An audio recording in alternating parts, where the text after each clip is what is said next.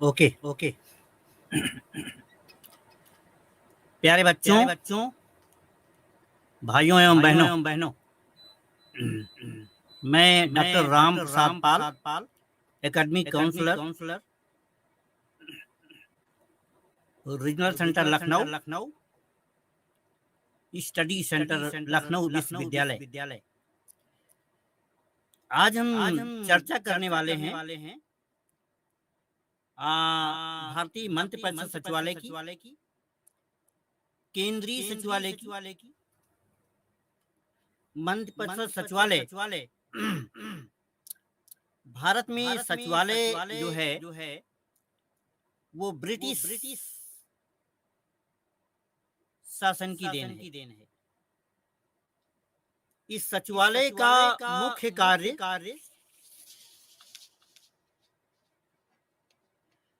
अभिलेखों को बनाए रखना और मंत्रिपरिषद को सचिवीय सहायता प्रदान करना।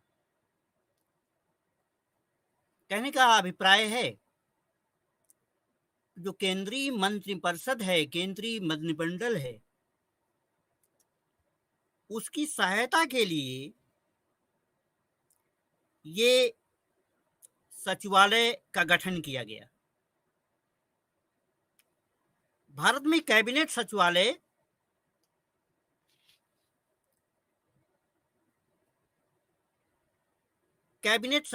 स्वतंत्रता के बाद की घटना है।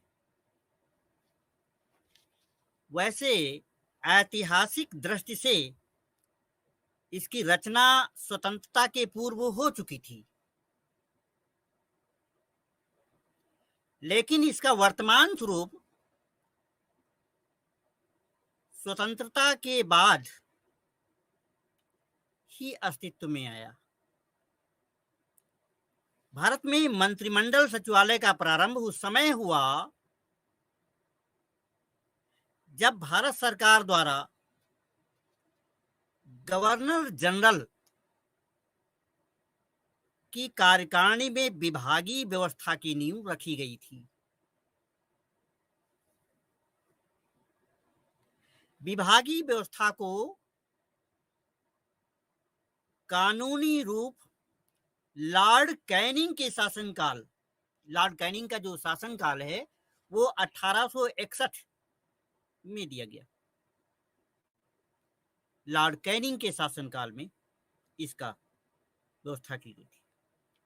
प्रारंभ में गवर्नर जनरल की परिषद ही परामर्शदाता मंडल का कार्य करती थी, लेकिन जैसे जैसे कार्य की जटिलता बढ़ती गई वैसे वैसे विभिन्न विभागों का कार्य परिषद के सदस्य को सौंपा जाने लगा। केवल महत्वपूर्ण मामलों को गवर्नर जनरल द्वारा संपादित किया जाता था और कार्यकारिणी परिषद के सचिवालय का अध्यक्ष वायसराय का निजी सचिव होता था।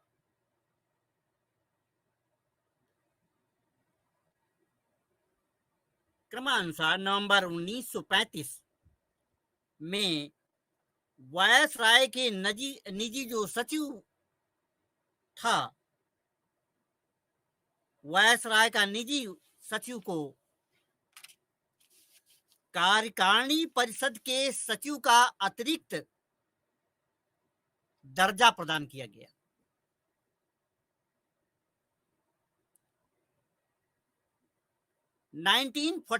सितंबर 1946 में सरकार के आदेश द्वारा इस सचिवालय का नाम परिवर्तित किया गया और कार्यकारिणी परिषद का यह सचिवालय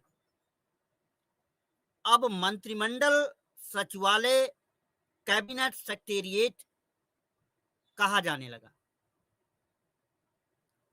कहने का अभिप्राय यह है कि यह इस समय कैबिनेट सेक्रेटेरिएट मंत्रिमंडल सचिवालय के नाम से जाना जाता है। स्वतंत्रता के बाद हमने संसदीय लोकतंत्र को अपनाया।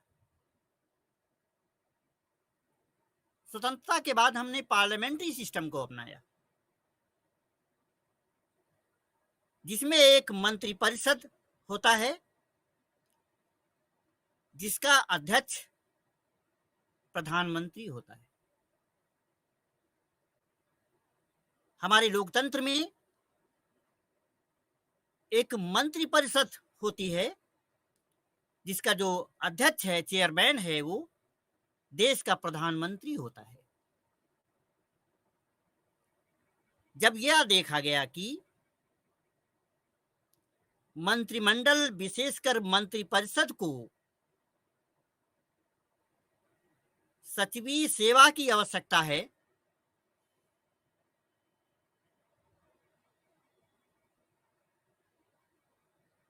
जिसके लिए वरिष्ठ अधिकारियों की आवश्यकता थी, अतः 1947 में 1947 में एक नया मंत्रिपरिषद सचिवालय अस्तित्व में आया। मंत्रिपरिषद सचिव को मंत्रिपरिषद सचिवालय का उत्तरदायी बनाया गया। 1948 में 1948 में मंत्रालयों के विभिन्न विभागों की इकाइयों को मंत्रिमंडल सचिवालय में संबद्ध कर दिया गया।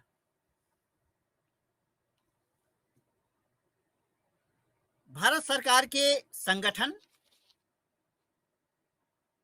और पद्धति प्रभाग, ऑर्गेनाइजेशन एंड मेथड्स डिवीजन ने 1954 में कार्य करना प्रारंभ कर दिया।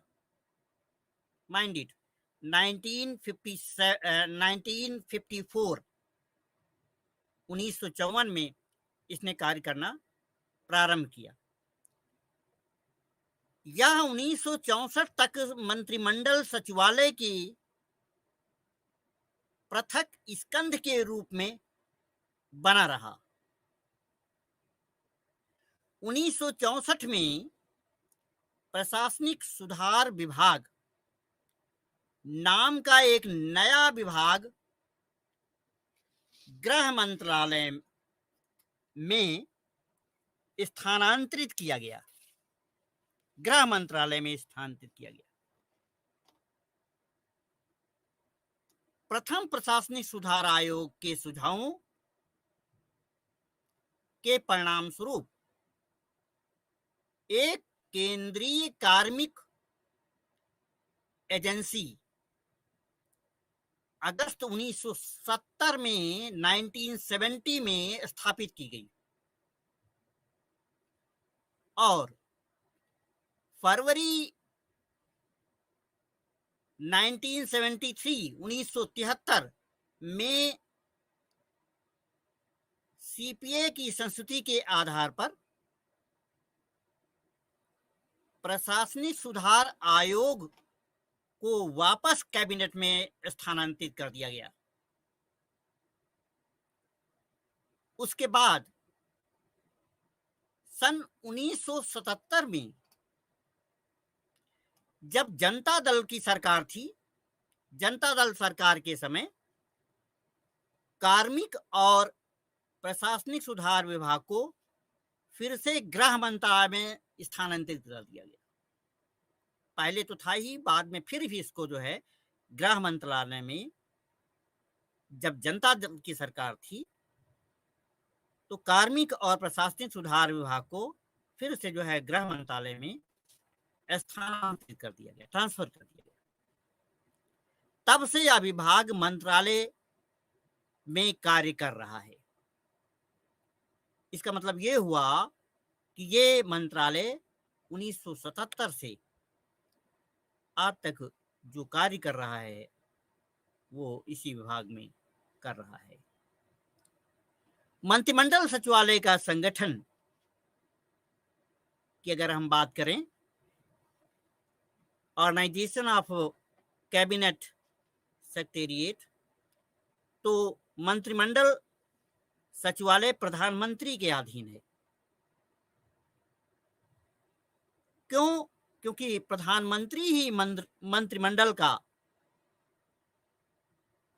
मुखिया है। इसका सचिव कैबिनेट सचिव कहलाता है। इसकी सहायता के लिए अन्य अधिकारीगण होते हैं। कैबिनेट सचिव की सहायता के लिए तमाम अन्य अधिकारी होते हैं मंत्रिमंडल सचिवालय के अधीन। जो कार्य हैं वो इस प्रकार हैं। मंत्रिमंडलीय मामलों संबंधी विभाग इसके पास हैं। सेवी वर्ग विभाग इसमें सम्मिलित है। सांख्यिकी विभाग, इलेक्ट्रॉनिक विभाग आदि विभाग इसमें सम्मिलित होते हैं। सचिवालय की संगठन रचना कुछ इस प्रकार की है। प्रधान सचिवालय, जिसको हम मेन सेक्रेटेरिएट कहते हैं। सैनिक प्रशाखा, मिलिट्री विंग और आर्थिक प्रशाखा, द इकोनॉमिक विंग। अब अगर हम बात करें मंत्रिमंडल सचिवालय की जो फंक्शंस हैं, कार्य हैं, वो कौन से हैं?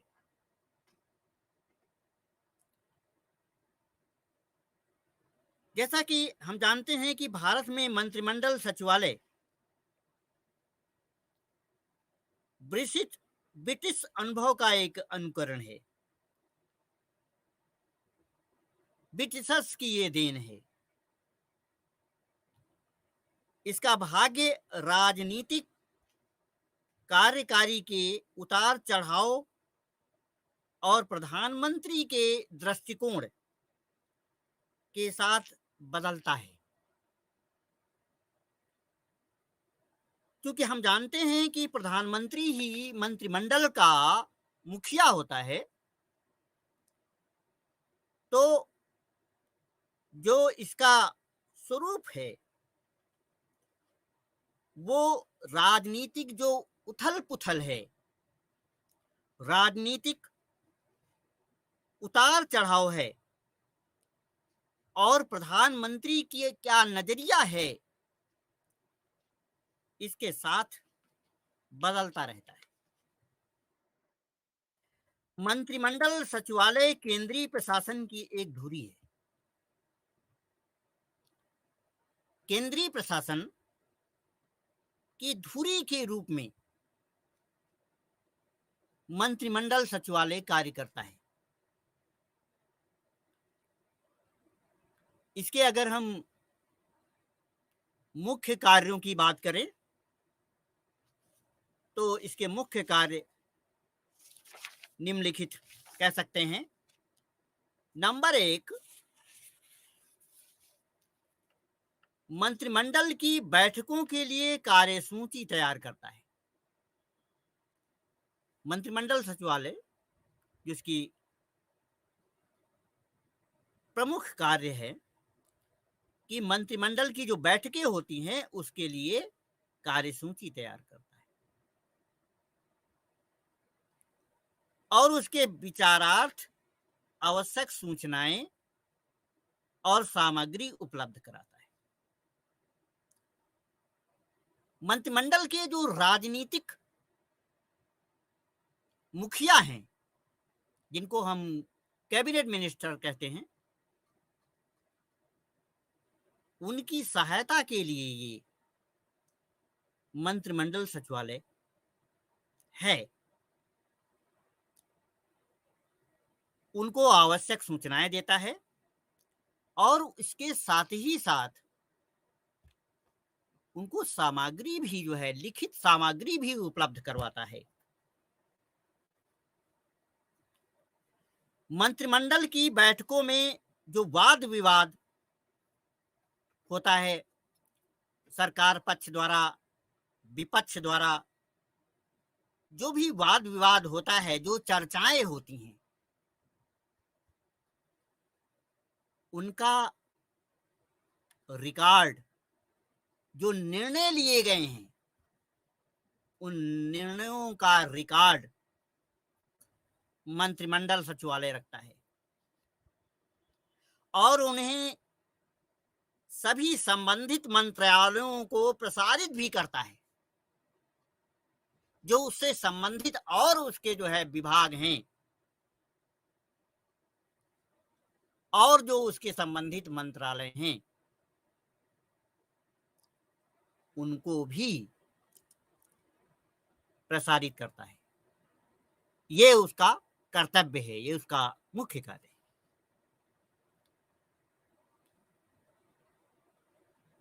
नंबर 3, अगर हम मंत्रिमंडल सचिवालय के लिए जो कार्य है, तो मंत्रिमंडल के लिए सचिवालय संबंधित सभी कार्यों का संपादन मंत्रिमंडल सचिवालय करता है,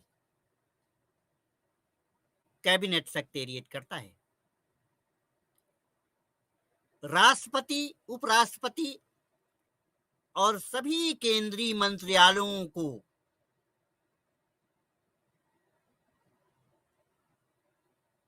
केंद्र सरकार द्वारा की गई गतिविधियों की जानकारी देता है।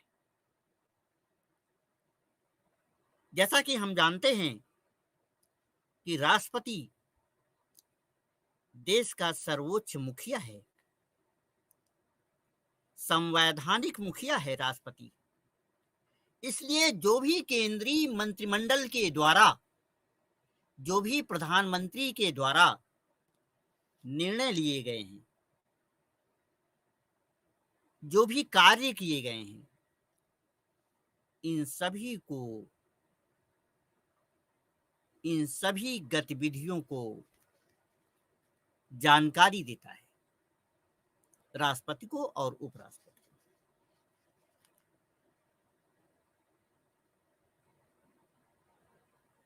सरकार के कार्य के नियमों को तैयार करता है।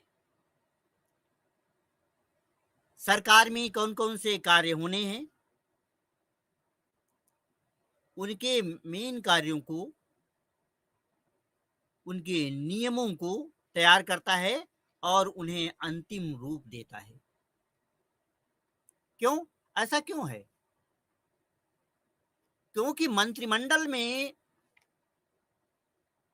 जो मिनिस्टर्स लोग हैं, जो मंत्री लोग हैं, उनमें बहुत सारे ऐसे मंत्री हैं जिनके पास प्रशासनिक अनुभव नहीं है। तो प्रशासनिक अनुभव की कमी के कारण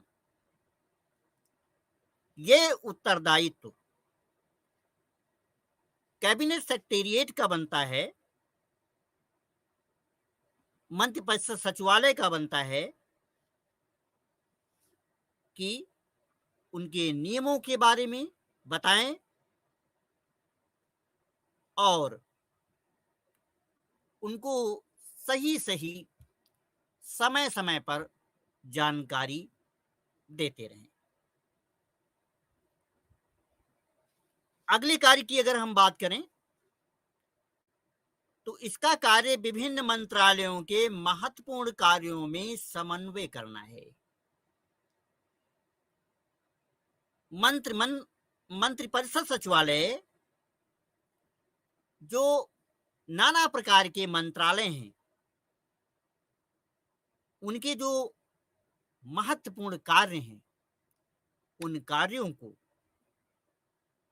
कार्यों के बीच में समन्वय का कार्य, कोऑर्डिनेशन का कार्य मंत्रिपरिषद सचिवालय करता है। संबंधित मंत्रालयों, विभागों और अन्य कार्यकारी एजेंसियों द्वारा मंत्रिपरिषद के निर्णयों का क्रियान्वयन करता है। वाद विवाद के बाद जो भी सरकार द्वारा, राजनीतिक दलों द्वारा निर्णय लिए गए हैं, उन निर्णयों का इम्प्लीमेंटेशन, क्रियान्वयन करना मंत्रिपरिषद सचिवालय का कार्य है।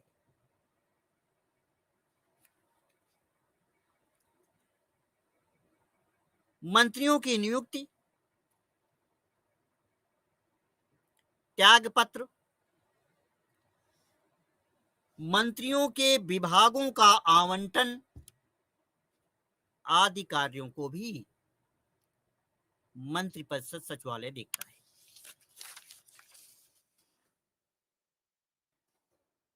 अतः हम ये कह सकते हैं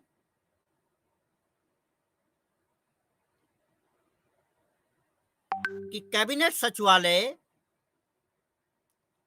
उच्चतम स्तर पर निर्णय किए जाने की प्रक्रिया में समन्वय करने की महत्वपूर्ण भूमिका अदा करता है और प्रधानमंत्री के निर्देश के अनुसार कार्य करता है। जैसा कि हम जानते हैं, जो मंत्रिपरिषद है और मंत्रिपरिषद का जो मुखिया है वो देश का प्रधानमंत्री होता है। इसलिए प्रधानमंत्री का जो भी निर्देश होता है, जो भी आदेश होता है, उसके आदेश और निर्देश के अनुसार ही कैबिनेट सचिवालय कार्य करता है। जो उसके प्रधानमंत्री के खिलाफ नहीं जा सकता। क्योंकि वो देश का प्रधान है, देश का मुखिया है, वो मंत्रिपरिषद, मंत्रिमंडल, कैबिनेट का मुखिया है। कैबिनेट की एक धुरी की तरह है, धुरी की भांति प्रधानमंत्री कार्य करता है।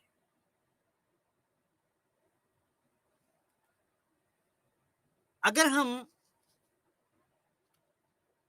सार के रूप में कहें, संक्षेप में कहें, तो मंत्रिपरिषद सचिव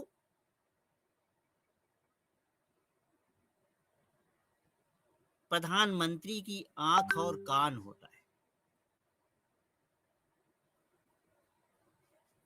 मंत्रिपरिषद सचिव प्रधानमंत्री का आंख और कान,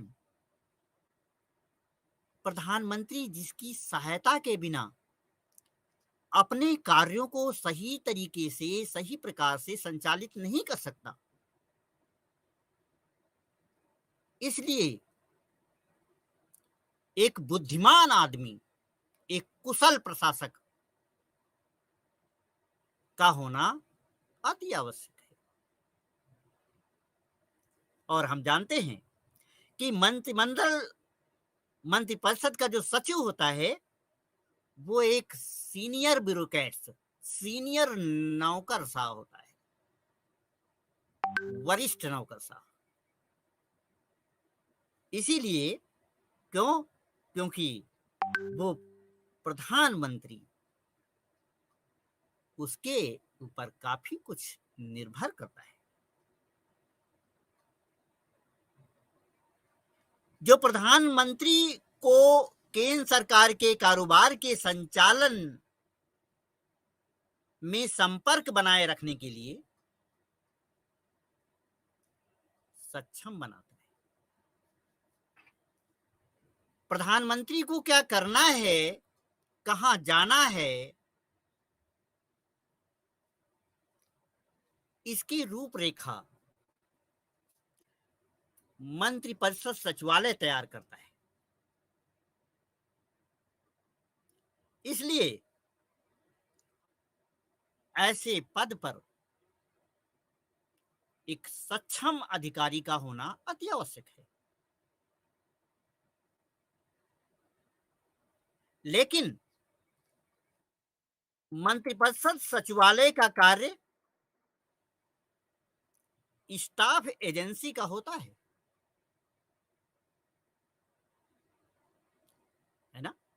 स्टाफ एजेंसी, लाइन एजेंसी और स्टाफ एजेंसी। तो लाइन एजेंसी वो है जो लोग योजनाएं बनाते हैं, अर्थात अब हम कहें तो जो संसद के माननीय सदस्य हैं वो लाइन एजेंसी में आते हैं। तो परिषद सचिवालय का जो मुख्य कार्य है वो स्टाफ एजेंसी का कार्य होता है। स्टाफ एजेंसी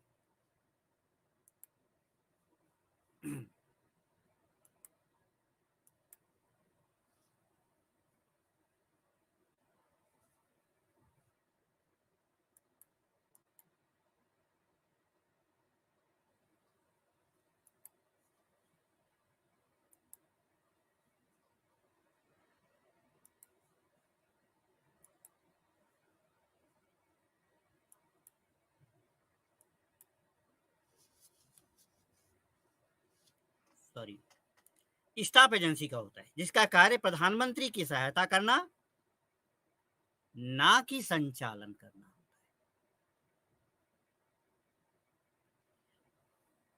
तो अगर हम सारी के रूप में ये कहें कि मंत्रिमंडल सचिवालय का कार्य स्टाफ एजेंसी का है और वो प्रधानमंत्री की सहायता करना उसका मुख्य कार्य है, ना कि संचालन करना। जो स्टाफ एजेंसी है वो सहायता के लिए होती है। मंत्रिपरिषद सचिवालय जिसको मूलतः हम सरकारी समन्वय प्रोत्साहित करने के लिए बनाया गया था। मंत्रिपरिषद सचिवालय को सरकारी समन्वय प्रोत्साहित करने के लिए बनाया गया था, तो इसी भूमिका में रहकर इसको कार्य करना होता है। ये स्टाफ एजेंसी है जो कि लाइन एजेंसी की सहायता करता है। अब हम बात करते हैं बच्चों केंद्रीय सचिवालय की, सेंट्रल सेक्रेटेरिएट की। जैसा कि हम जानते हैं कि भारत में राष्ट्रपति और मंत्रिमंडल केंद्रीय सरकार के प्रमुख कार्यकारी। हमारा संवैधानिक जो ढांचा है जिसमें राष्ट्रपति और मंत्रिमंडल केंद्रीय सरकार के प्रमुख कार्यकारी। राष्ट्रपति औपचारिक एवं मंत्रिमंडल वास्तविक कार्यकारी।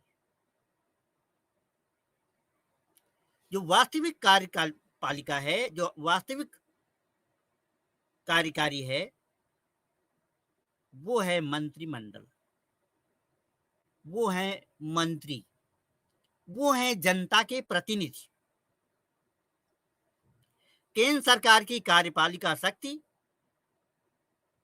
राष्ट्रपति में निहित है, जिसको परामर्श देने के लिए एक मंत्रिपरिषद है। मंत्रिपरिषद का प्रधान प्रधानमंत्री होता है। देश का प्रधानमंत्री वो मंत्रिपरिषद का प्रधान होता है, जिसकी नियुक्ति, प्रधानमंत्री की नियुक्ति राष्ट्रपति करता है। ये हम जानते हैं कि चुनाव के बाद जो भी दल बहुमत में होता है और बहुमत दल का जो नेता होता है, उस बहुमत दल के नेता को राष्ट्रपति द्वारा प्रधानमंत्री नियुक्त किया जाता है।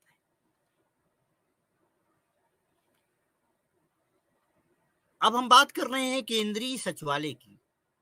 केंद्रीय सचिवालय भारत सरकार के मंत्रालयों तथा विभागों का एक मुख्यालय संगठन बनाया गया। भारत सरकार के मंत्रालयों तथा विभागों का एक मुख्य संगठन बनाया गया, जिसे केंद्रीय सचिवालय कहते हैं। या प्रशासन निकाय का मस्तिष्क है। प्रशासनिक निकाय का मस्तिष्क है, जिसके आदेश संपूर्ण देश में प्रचलित होते हैं। प्रशासनिक पदसोपान की शीर्ष परंपरा में यह एक महत्वपूर्ण स्थान रखता है। जो हमारा प्रशासनिक ढांचा है, प्रशासनिक पदसोपान है, उस पदसोपान की शीर्ष श्रृंखला में जो सबसे टॉप पे है, सबसे ऊपर है, ये है आपका केंद्रीय सचिवालय, सेंट्रल सेक्रेटेरिएट। अगर हम कहें कि central secretariat occupies a key position in the administrative hierarchy, सबसे शीर्ष में सेंट्रल सेक्रेटेरिएट है।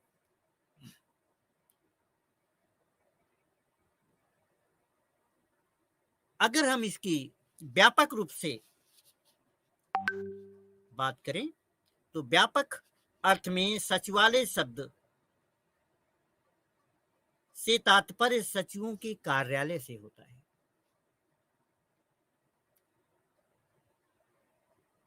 जो नाना प्रकार के जो सचिव हैं, उनके कार्यालयों को ही हम सचिवालय कहते हैं। जो मंत्रियों को प्रशासनिक कार्यों में आवश्यक सहायता तथा निर्देशन प्रदान करता है। निर्देशन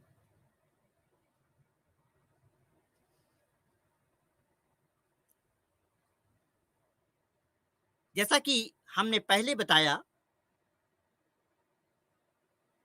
कि मंत्रिपरिषद के जो सदस्य हैं, जो संसद से सदस्य हैं, उसमें सभी के पास इतना अनुभव नहीं होता है, और ये लोग चूंकि अस्थाई रहते हैं, इनके पास प्रशासन का अनुभव होता है, तो अपने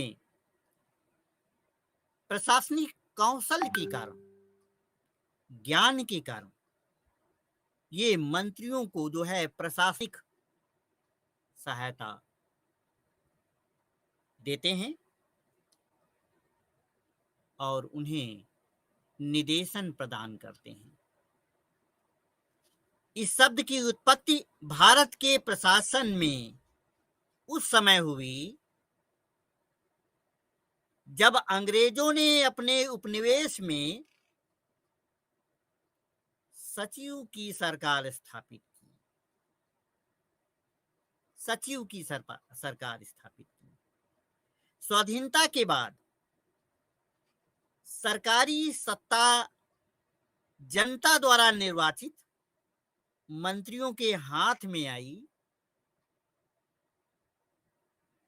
अतः अब प्रशासनिक सचिवों को मंत्रियों के अधीन रखने की व्यवस्था की गई। ये हमारा संवैधानिक ढांचा है, जिसको समझने की जरूरत है।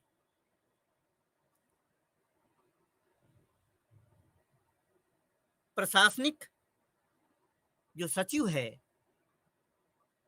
वो मंत्रियों के अधीन रहता है। मंत्रियों के अधीन होकर के एक स्टाफ एजेंसी की तरह कार्य करता है। तो ये स्वतंत्रता के बाद में स्वाधीनता के बाद में ये सरकारी सहायता ये व्यवस्था की गई कि जो भी जनता के द्वारा निर्वाचित संसद सदस्य हैं, मेन सत्ता उनके हाथ में रहेगी और ये जो प्रशासनिक सचिव होंगे वो मंत्रियों के अधीन रह करके उनकी सहायता करेंगे।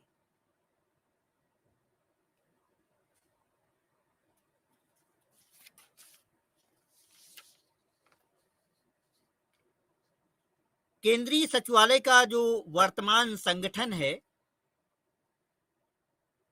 वो कुछ इस प्रकार है।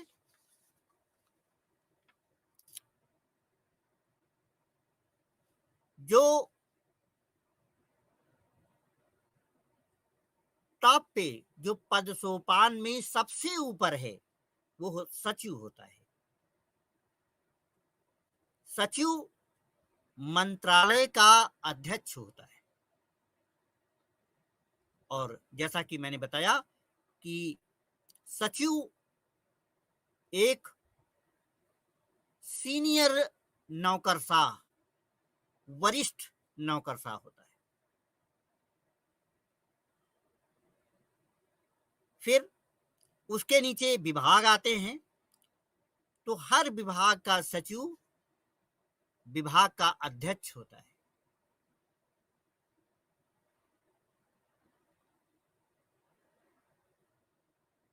उसके नीचे अतिरिक्त सचिव,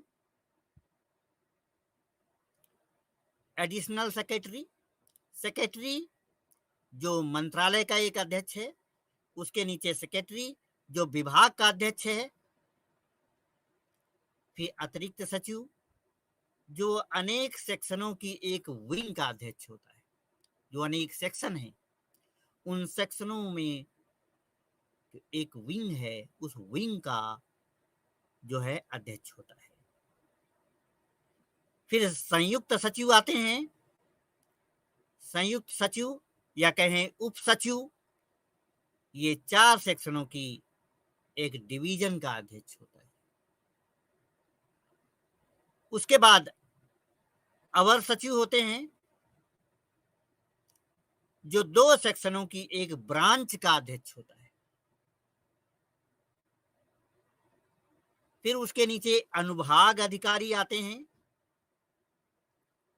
अनुभाग अधिकारी जो होता है वो अपने अनुभाग का प्रभारी होता है। फिर अनुभाग अधिकारी के नीचे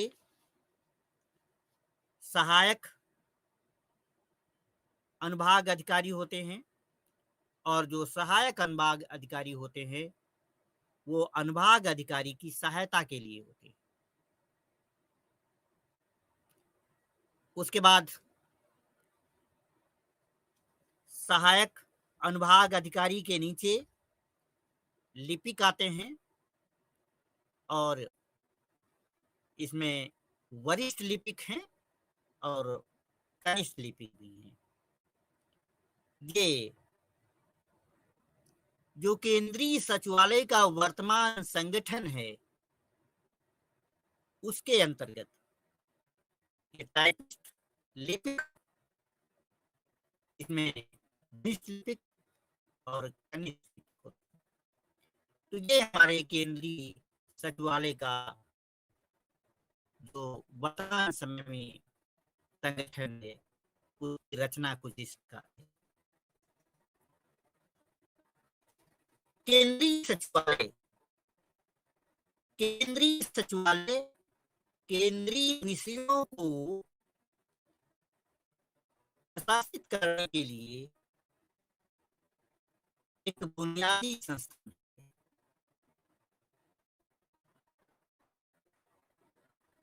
सेंट्रल कैबिनेट जो केंद्रीय भी हैं उनको प्रशासित करने के लिए मुख्य संघ। अगर हम इस कार्यों की चर्चा करें तो इसके कार्य कुछ इस प्रकार हैं। सरकार की नीतियों के निर्णय में मंत्रियों की सहायता करता है। सरकार की नीतियों के निर्णय में मंत्रियों की सहायता करता है। केंद्र सरकार द्वारा, संघ सरकार द्वारा जो भी निर्णय लिए जा रहे हैं,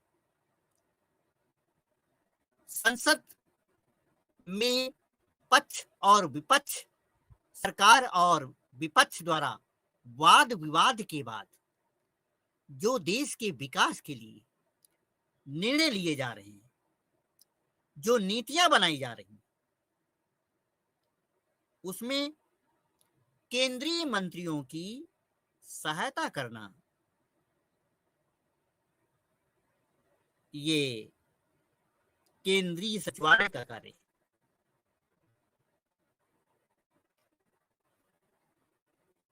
इन निर्णयों में वित्तीय उपलब्धता,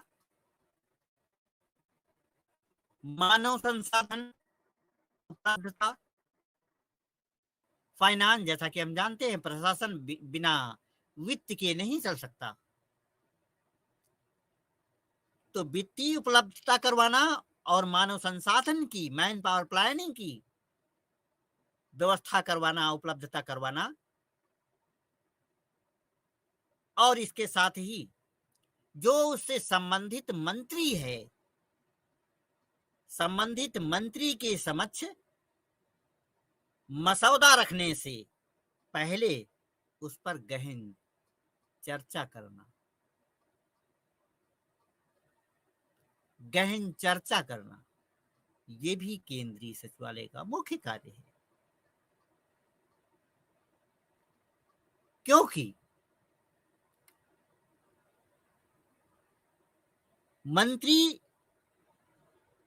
अपने कार्यों में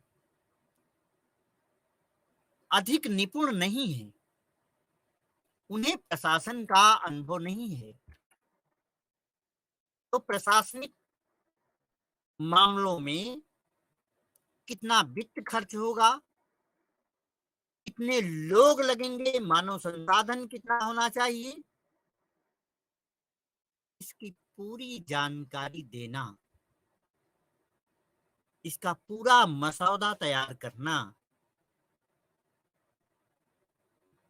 इसके पहले इस पे गहन चर्चा करना केंद्रीय सचिवालय का कार्य है। केंद्रीय सचिवालय एक विचारक मंडल है, विचारक मंडल। इसलिए जो वहां पे सचिव, जो सेक्रेटरी बैठे हुए हैं, जो सचिव हैं, इसलिए उनको थिंक टैंक कहा जाता है। थिंक टैंक, विचारक मंडल, और साथ ही सूचनाओं का भंडार गृह है।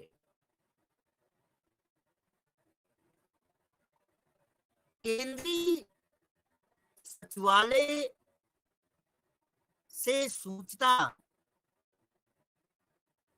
मंत्रियों को दी जाती है, और वो मंत्रीगण इसके आधार पर नीतियां तैयार करते हैं। नीतियां बनाने में भी नौकरशाही सहायता प्रदान करती है। जगह जगह पर मंत्रियों की सहायता करना, उनको सही सलाह देना, ये सचिवों का काम है। और वो सचिव केंद्रीय सचिवालय में बैठे हुए हैं। इसीलिए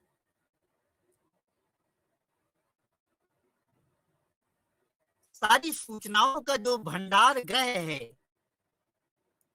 वेयर हाउस जिसे हम कहें, वो केंद्रीय सचिवालय है, जो सरकार को तत्कालीन नीतियों की समीक्षा करने और भविष्य के लिए योजना बनाने में सक्षम बनाता है। ये केंद्रीय सचिवालय है जहां पे बैठे हुए लोग, जहां पे बैठे हुए विचारक सूचनाओं को केंद्रीय सरकार में बैठे हुए लोगों को देते हैं,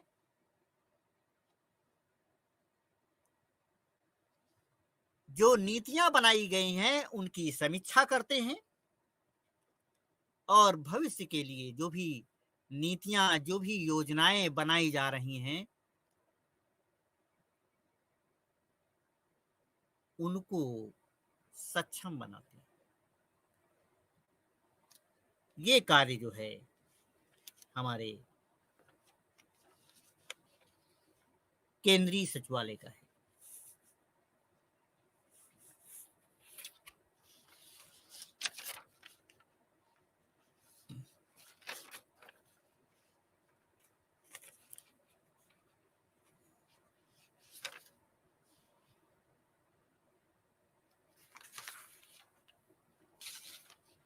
नीति आयोग, प्लानिंग कमीशन और वित्त आयोग, फाइनेंस कमीशन। प्लानिंग कमीशन और फाइनेंस कमीशन, नीति आयोग और वित्त आयोग जैसे आयोगों के बीच यह सचिवालय एक बड़ी कड़ी का कार्य करता है।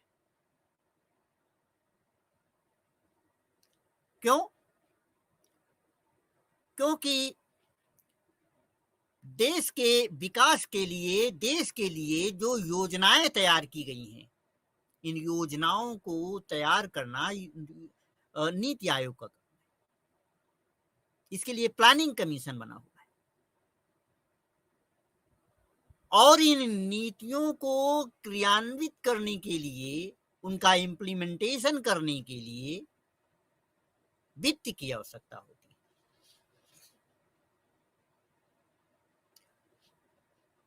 तो वित्त कितना खर्चा होगा, कितना बजट होगा, जो नीतियां बनाई गई हैं सरकार द्वारा, उन नीतियों में कितना बजट होना चाहिए, इसके लिए कितने बजट की जरूरत है, इन सारी चीजों के लिए यह केंद्रीय सचिवालय एक बड़ी कड़ी का कार्य करता है।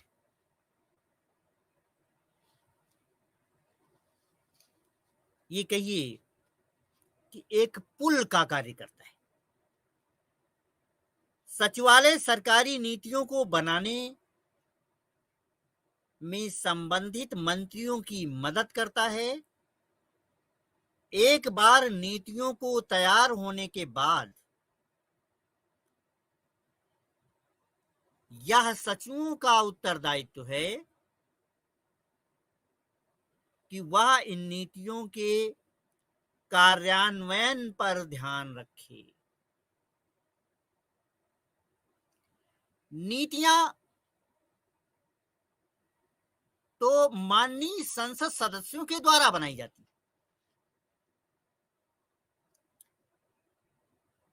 लेकिन नीतियां बन जाने के बाद फिर उन नीतियों का, उन योजनाओं का क्रियान्वयन करना, इम्प्लीमेंटेशन करना, ये सचिवों का उत्तरदायित्व होता है। अगर नीतियां बन गई कि भाई देश के लिए ये योजनाएं हैं और इन योजनाओं को इस प्रकार करना है, और उनका क्रियान्वयन सही समय पर सही तरीके से सचिवों द्वारा नहीं किया गया, तो फिर वो नीतियां जो बनाई गई हैं माननीय संसद सदस्यों द्वारा, वो ठीक नहीं है, बेकार हैं वो। तो सही तरीके से उन नीतियों का कार्यान्वयन किया जाए, इसके लिए जो वरिष्ठ नौकरशाह हैं, उनका ये उत्तरदायित्व बनता है कि उन नीतियों का इम्प्लीमेंटेशन, कार्यान्वयन का ध्यान रखें और सही समय पर करें। ऐसा ना हो कि जो भी वाद विवाद के बाद नीतियां बनाई गई हैं, वो मात्र कागज पर ही रह जाएं, उनका सही समय पर कार्यान्वयन ना हो पावे। और ये कार्यान्वयन करने की जो जिम्मेदारी है, जो उत्तरदायित्व है, वो केंद्रीय सचिवों का है। इसके अतिरिक्त नीतियों में संशोधन,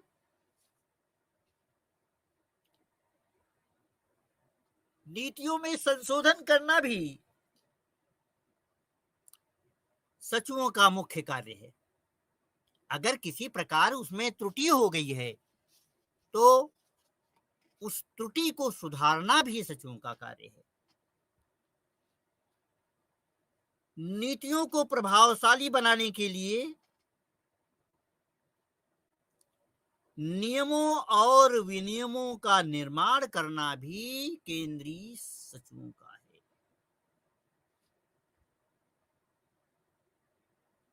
नीतियों को प्रभावशाली बनाने के लिए नियम और विनियम, उनका निर्माण करना भी सचिवों का उत्तरदायित्व है। संचालित योजनाओं के लिए प्रशासनिक और वित्तीय स्वीकृति,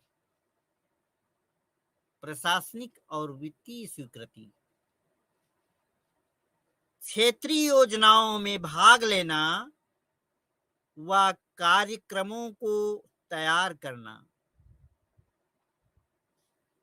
ये भी जो है केंद्रीय सचिवों का उत्तरदायित्व है। बजट संबंधित कार्य, बजटीय नियंत्रण, बजट, वित्त, उसका नियंत्रण तथा नीतियों का समन्वय, नीतियों के साथ में कोऑर्डिनेशन, समन्वय और उनकी व्याख्या करना, ये भी सचिवों का उत्तरदायित्व होता है। केवल नीतियां बनाने से ही काम नहीं चलेगा। नीतियों के साथ में ये देखना होगा कि हमारे पास पर्याप्त बजट उपलब्ध है या नहीं है। तो जो प्रशासनिक और वित्तीय, इन दोनों चीजों का ध्यान देना आवश्यक है और इसकी व्याख्या करना आवश्यक है। और ये कार्य केंद्रीय सचिवों का होता है। इन्हें संसद में उठाए गए सवालों के संबंध में संसद में जो विभिन्न माननीय सदस्यों द्वारा जो सवाल उठाए गए हैं, जो क्वेश्चन किए गए हैं, जो प्रश्न किए गए हैं, संबंधित मंत्रियों को इसकी सूचना देनी होती है और ये सूचना देने का कार्य केंद्रीय सचिवों का होता है, जिससे संबंधित मंत्रीगण प्रासंगिक उत्तर देने में सक्षम हो सकें। अगर उसको जानकारी नहीं है, जनता के प्रतिनिधि को, माननीय मंत्री जी को इसकी जानकारी नहीं है, तो संसद में सही उसका उत्तर नहीं दे पाएंगे। तो सही जानकारी देना ताकि वो अपने उत्तर को तैयार रखें, ये कार्य केंद्रीय सचिवों का है। इसके साथ ही साथ राज्य प्रशासन के साथ संपर्क व समन्वय भी बनाए रखना होता है। ये ड्यूटी है केंद्र सरकार की। केंद्र सरकार केंद्रीय सचिवालय में बैठे हुए सचिवों का ये भी कर्तव्य बनता है कि ये राज्यों में भी अपना राज्य प्रशासन में संपर्क रखें और उनके बीच समन्वय बनाए रखें।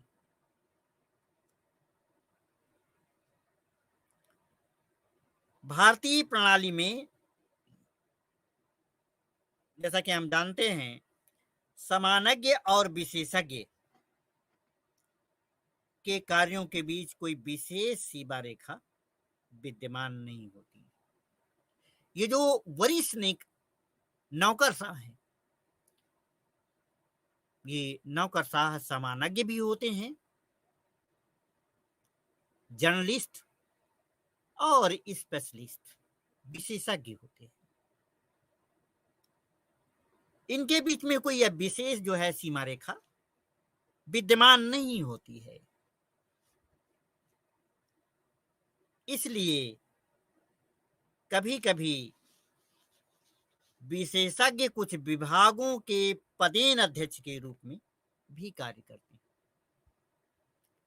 जो विशेषज्ञ हैं वो भी कुछ विभागों में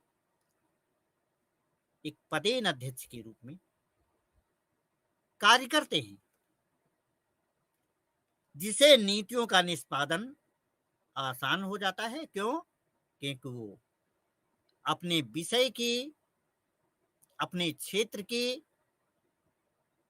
मर्मज्ञ होते हैं और अपने क्षेत्र में मर्मज्ञ होने की वजह से वो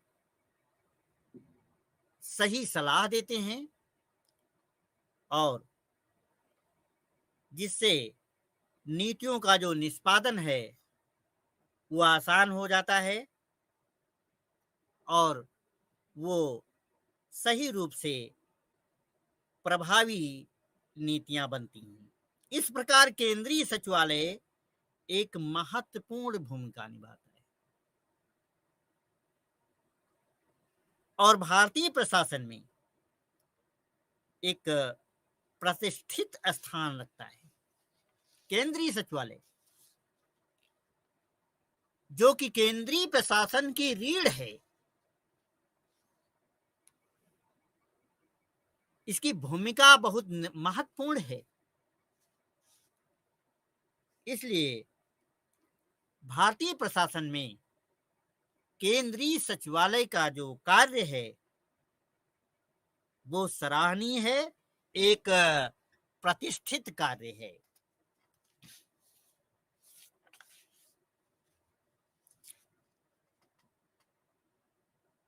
अगर हम सारांश के रूप में कहें तो केंद्र सरकार के सभी मंत्रालय और विभाग भारत सरकार के सभी मंत्रालय और विभाग केंद्रीय सचिवालय में आते हैं। मंत्रालयों एवं विभागों का नेतृत्व राजनीतिक रूप से मंत्री और प्रशासनिक रूप से सचिव करते हैं। राजनीतिक रूप से मंत्री नेतृत्व करते हैं सॉरी और प्रशासनिक रूप से सचिव नेतृत्व करते हैं। इस प्रकार जो हमारी प्रशासनिक व्यवस्था है, पूरे देश की प्रशासनिक व्यवस्था इस प्रकार संचालित होती है। आज के लिए बस इतना ही। हम अपनी बात को यहीं समाप्त करते हैं। जय हिंद, जय भारत।